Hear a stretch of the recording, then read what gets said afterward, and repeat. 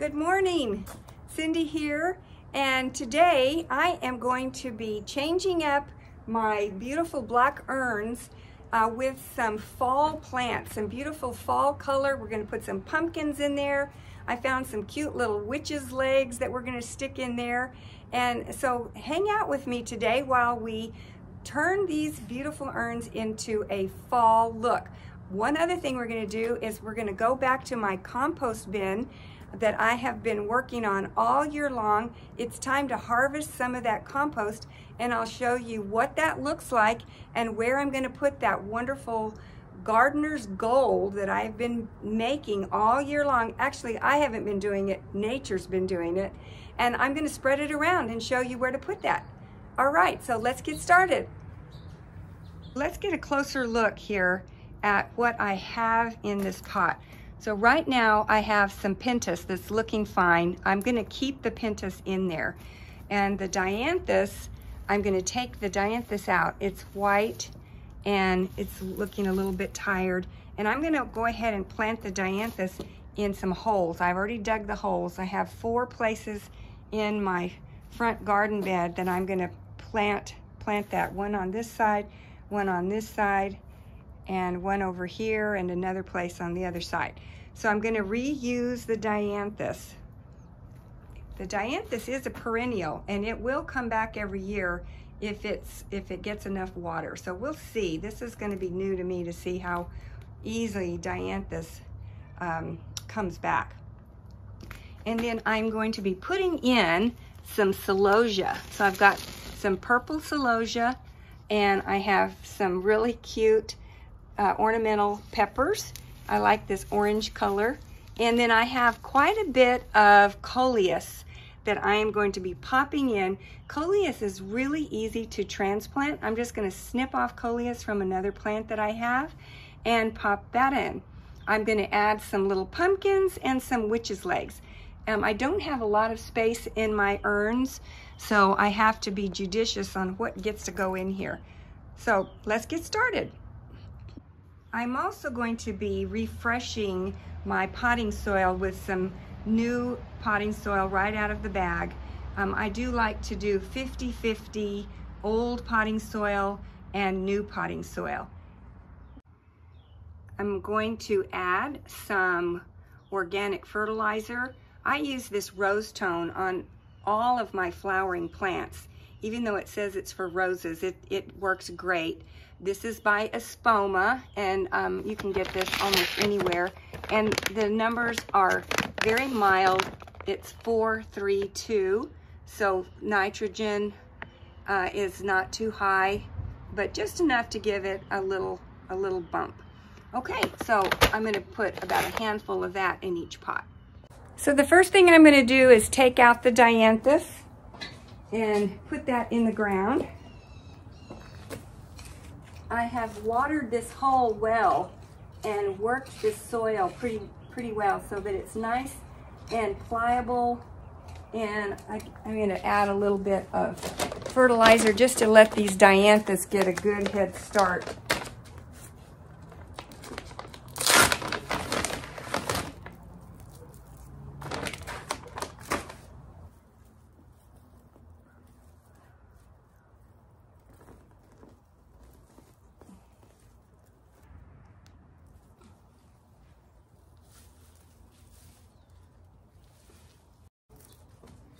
Okay, 1 down and 3 more to go.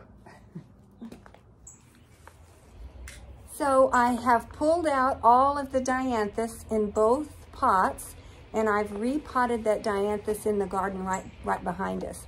And I filled the empty spaces with a lot of new, fresh potting soil right out of the bag. And then I added a big handful of a good organic fertilizer, and I worked that all in.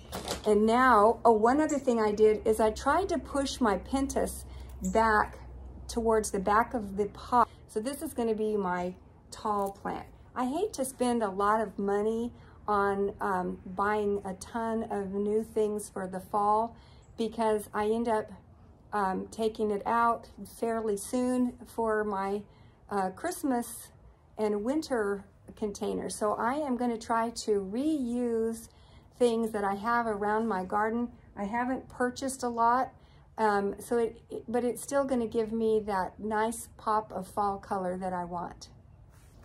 So I've got these cute little ornamental peppers. This one is a nice orange pop, and I think that's going to look really good. I've got one on for each side, and I'll pop it in.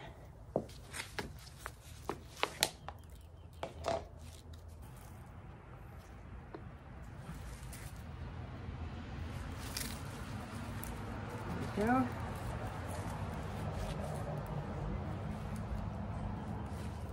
And I'll do the same exact thing on the other side. And then I have a really cute little celosia. This is a purple, and this can get kind of tall.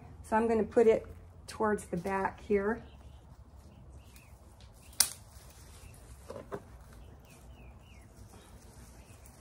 So one of the last things I'm going to put in is this coleus that I just snipped off from one that I have growing in a different location. And I'm just going to pop them in and keep them well watered. I mean, really well watered until they take a hold. But they will. They just, you know, immediately take a hold. Now, everything in here is for full sun. So you have to make sure this is an area that gets a lot of intense heat. And so the peppers, of course we know the pentas is fine, the celosia is fine. These cute little witch's legs I found at the dollar store. I'm gonna put them in. And poor little witch lost her way.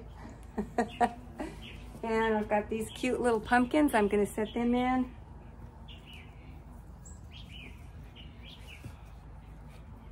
And there you go, you have it. It's a thrifty fall container pot. And I've got my great big pumpkin next to it, and we're ready for fall. Okay, one of the last things I stuck in is some purple heart. And I think that'll be fun, something kind of trailing down.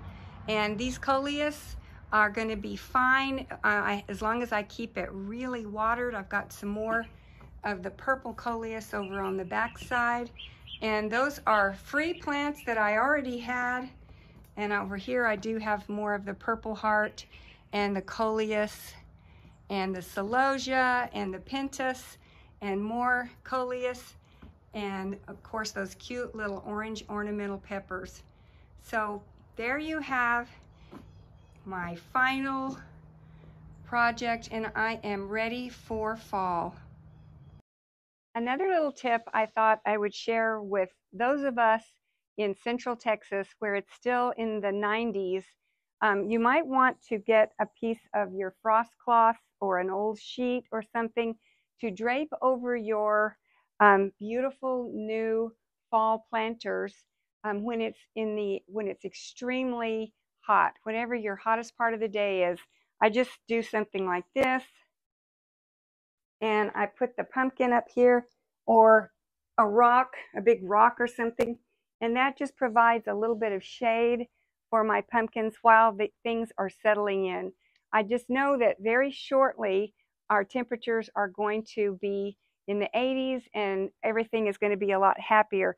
But when it's 95, newly planted plants just really aren't going to make it. So for those of us in these extreme temps, this kind of thing for a few hours when it's the hottest part of the day might make sense. Now let's go in the backyard and check on my compost pile that's been marinating for over a year. So this is the compost bin that I created last year, and I'm going to link right up here the video on how what made me decide to pick this kind and how you put it together. It's very easy. You just get these metal posts that they send you from the company, and I'll link that too. You cut your own boards, so you buy the boards separately at Lowe's, Home Depot. You just get 8-foot boards, you cut them in half to 4 foot, and they just slide into these nifty little grooves, and you've got a compost bin. I like this because it has a lot of good airflow and because these just easily pop off, and it makes it very easy to work inside of the area. Now, I have been throwing all of my clippings, my leaves, my friends' leaves, everything I can find in here to make this wonderful compost, and I'm going to show you what I have so far. So the crazy thing about this compost pile is it has been all the way up to, it's been 3 feet high, 4 feet high various times of the year, and it just slowly disintegrates and turns into the most wonderful fertilizer. We call this gardener's gold, and I just took off the top layer, and I am going to have to get a second one of these, I have decided. Let me show you. Over here is what I just removed off the top. So this is about 1 foot, maybe 1.5 feet of greens and browns and kitchen scraps, and this has not decomposed yet, but all I did was just pull that off, and now I am at the layer that I am interested in. This is what you are looking for. Let me just get in here a little closer. Look at this. This is gardener's gold, and I made this from leaves and sticks and kitchen scraps, and this is going to be the most wonderful little boost that all of my plants can't wait to get a hold of. So I will shovel this out. Now here are a few more things that are not ready. So this is something that I will push off into the corners. That is not ready. This is not really ready yet. So you're going underneath this little section here, and you're looking for this. Oh, isn't that glorious? And you just can't believe it, but this was just big fall leaves from last year.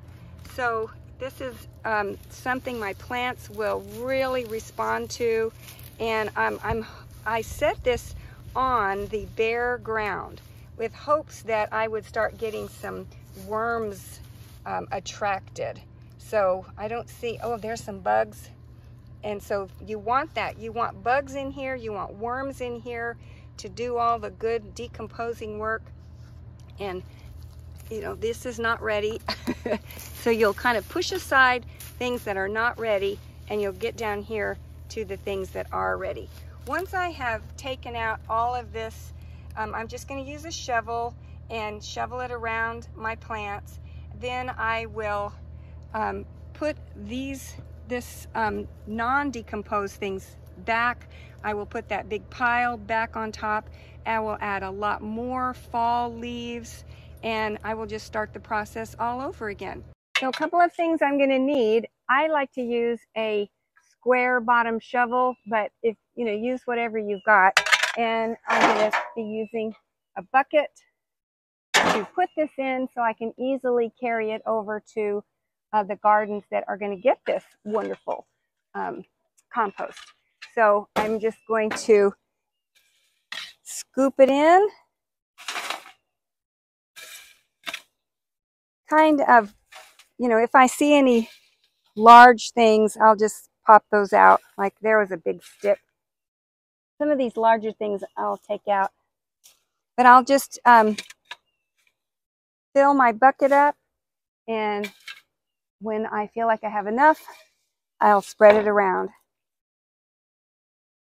Okay, so here is a good amount, and let's go take it over to one of my gardens. Okay, here is a garden that would benefit from some wonderful compost, some gardener's gold. I am just going to take this and I am going to kind of spread it around underneath my plants, and I'm just going to put it right on top of the mulch. I am not I am just way too lazy, and I just don't think it's very beneficial to pull back the mulch to put this down. This will seep down through the mulch fairly quickly, and I do hope that we get some rain soon, but if we don't, I will definitely be hand sprinkling with my hose to try to get some of this to work down and benefit the plants. Okay, here we go. I have a fence to climb over, so excuse me.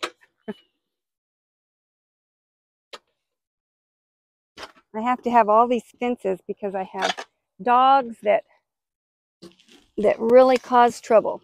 So I'm just going to toss it around, give everybody some. They're going to love it. Just, you know.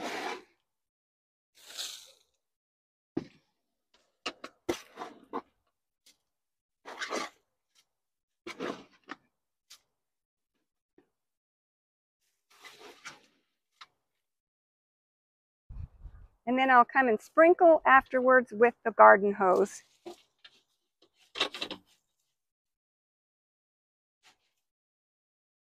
Okay, that's all you do. And then water it in well. The last thing we'll look at today is my pollinator garden. This is Greg's Mist that is just loving this big area because it is a self-spreader. It just goes crazy, and I have some beautiful butterflies here. If I can get a little closer. There's always butterflies on it, and the monarch butterflies should be showing up any day now. This is their migration time where they're headed to Mexico for the winter, so we'll see. But look how thick this purple mist flower is. If I walk around, let's see if I can catch some more butterflies, and maybe we'll see a monarch. Those are queens that I have so far because they only have the 2 sections on their wings, but if you see a monarch, their wings are divided into 4 sections. Keep trying to catch those butterflies. Okay, so when they open their wings, do you see that it's mostly orange and there's not a black separation? That means these are queens. They have a black edge all the way around their wings, and a monarch has a black edge halfway, so their wings are divided into 4 sections. Isn't she a beauty? Well, thank you so much for watching today. I hope that you can think about what you can do at your house to get ready for fall. There are lots of things at the garden centers right now, you know, in oranges and purples, yellows that are just giving us those fall vibes. Get a few pumpkins, and you can get your house ready for fall too. Thank you so much for watching, and I'll see you in the next video. Bye-bye.